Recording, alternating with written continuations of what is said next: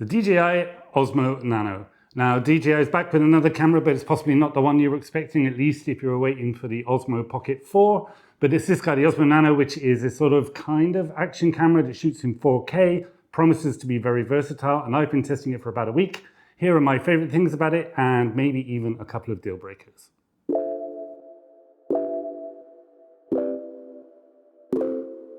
Let's get the obvious thing out of the way. First, this unusual design with this display at the bottom and the camera at the top. And this is done for a reason. Now, this is a camera, obviously. This part here, DJI is calling the multifunctional vision dock. It's a screen, it's a charger, it's a remote control. And yeah, while it may look a little weird like this, the real magic happens when you do that.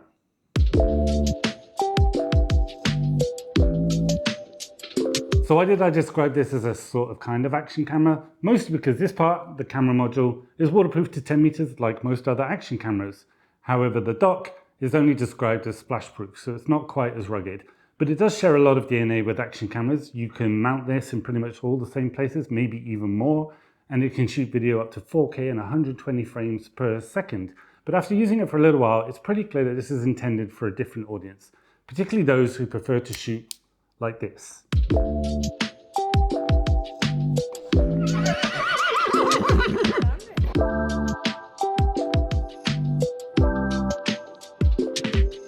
Now, action cameras, you can kind of put them anywhere, but often you need the right mount or you need to deal with these fiddly thumb screw things, which I kind of really hate. But the Osmo Nano is both magnetic and has this quick release system, which means it's really, really easy to put this in a whole bunch of places very, very quickly and get all sorts of different interesting shots. Now, if this whole magnetic modular concept seems familiar, I'm going to guess that DJI was heavily inspired by the Insta360 GO 3. The Osmo Nano does offer a few interesting advantages. First of all is probably battery life. So you can use the camera module on its own. It has either 64 gigs or 128 gigs of onboard storage, but you're going to get about 90 minutes of recording time here at 1080p. And if you attach it to the dock, then you can expand that to 200 minutes, something like this. Now, the Insta360 GO 3 offers around 40 minutes with just the camera alone, and that expands to about 140 minutes with the action dock. Second little advantage is that this has an SD card slot built right into it, into the dock, so you can expand the storage without having to buy an accessory. And third is that this is actually compatible with DJI's own microphones, the DJI Mic 2, Mic 3, Mic Mini. You don't need a receiver, you can just connect the mic to your thing, connect it to the camera directly, and you're good to go.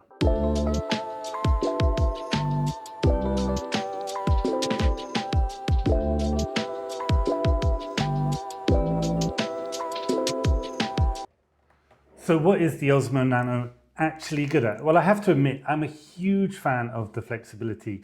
I also love the mounting options. I talked about it earlier. As soon as I opened the box, my brain started firing about all these different shots I could take. And that sort of stuff, it's just creative energy all the way. I said it before, but I'm a huge fan of the inclusion of Osmo Audio, where it also acts as a receiver for any of their microphones. Having this intercompatibility is absolutely fantastic. It just makes creating all that much easier. And then, of course, there's battery life. About 90 minutes for the Osmo Nano just with the camera module. I was never really wanting for battery life on it. Perhaps if you were taking it out and you were using it in large chunks of time, you're going to notice it. And then, of course, there's image quality. And I've been really, really pleased with some of the results I've been seeing. The colors come out pretty good. I love it in this sort of linear non-warped mode. It's really, really good for like a run and gun handheld vlogging camera. Overall, I've been really, really impressed. And this is definitely a camera that you can keep and use for a wide variety of situations.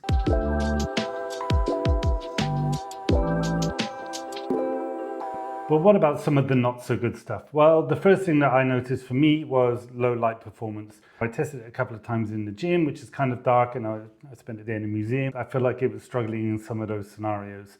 Now, I am mindful that this is possibly early firmware, but it was perhaps the first thing I noticed about the image quality that was maybe not disappointing, but I was a little bit like, okay, I need to test this a little bit further. Another thing I noticed during my testing is a little bit of sort of rolling shutter effect occasionally. It wasn't problematic. It's just something I noticed while I was reviewing my footage. It wasn't something that ruined any of the shots that I wanted to use. It's just something I noticed while I was going through materials. So again, something I'm going to keep my eye on in future testing. And then, of course, there's this form factor. Now, I've kind of grown to like it the more I've used it. It's hard to deny that it is a little bit goofy. It's kind of like someone took a rolling pin to an Osmo Action. The only time I don't think it's necessarily the best is when you have it in a handheld mount. Obviously, it's when you've got the two stacked together like this, it's sort of fairly tall and a little bit sort of top heavy. So if you have it on a selfie stick, that kind of thing, you suddenly become sort of kind of aware of it. Generally, I would say that I'm not a fan, but I'm not a fan, if that makes sense.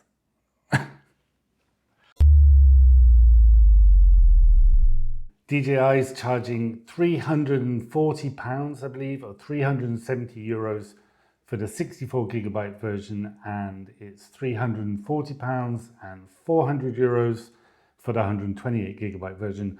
With the SD card slot, I'm not really sure if there's a great argument to upgrade and get the one with the better storage. The even trickier situation for DJI is the Insta360 GO 3S. That is the 4K model, and the pricing for that currently at the time of recording is £289 and €340, I believe. You're going to really want to need those extra features that the DJI has, or perhaps the form factor of the DJI is better for you. But one thing's for sure is it's certainly never been a more exciting time to be in the action camera business. There's loads of competition, and we're finally seeing some really interesting ideas.